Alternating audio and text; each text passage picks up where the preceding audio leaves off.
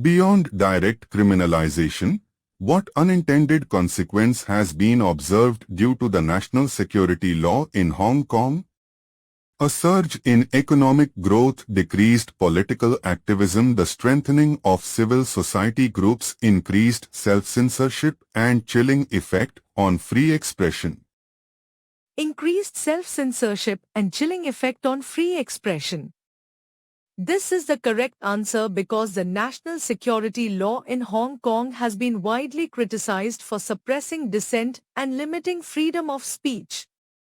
The law's broad and vaguely worded provisions have created a climate of fear, leading individuals and organizations to self-censor their views and activities to avoid potential legal repercussions.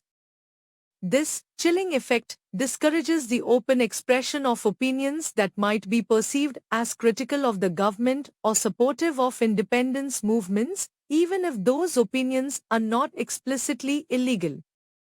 Numerous reports from international human rights organizations and media outlets have documented instances of self-censorship in Hong Kong since the law's implementation. A surge in economic growth is incorrect as there is no clear evidence linking the national security law directly to increased economic growth. In fact, some argue that it has negatively impacted Hong Kong's economy due to its impact on investor confidence and the city's international image. Decreased political activism is a consequence, but it's a direct result rather than an unintended one.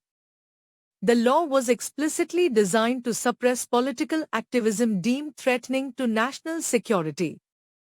The strengthening of civil society groups is also incorrect. The opposite has been observed. The national security law has significantly weakened civil society in Hong Kong through intimidation, arrests, and restrictions on their activities.